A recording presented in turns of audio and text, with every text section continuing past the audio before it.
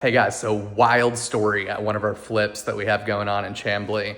I got a phone call from my Tyler at 8:45 this morning saying that a code enforcement officer was at the front door. So he puts me on the phone with the officer who says he's gonna have to shut our project down because of the amount of construction that we're doing when no permit was pulled. Had to get a little feisty with him, so I asked him what ordinance specifically he was shutting us down for. He couldn't give that to me, so I Google permit requirements in the city of Chamblee and I pull up a list of everything that's required, and I notice on that list that tiling says no permit is required. So I bring that up with him.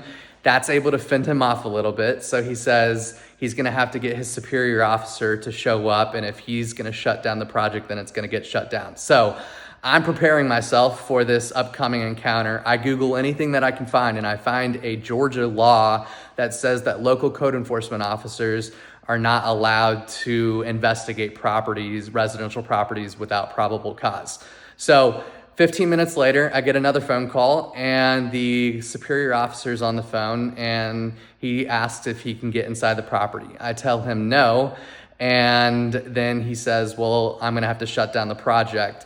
I bring up this Georgia law with him, and then his whole tone changes from this point forward. He says, you know, we just need to be able to do our own due diligence on this. So how about this? If you can shoot me an email with exactly the scope that you're doing, that'll allow us to do our due diligence and say that we did our job, and then we can leave and you guys can continue the project.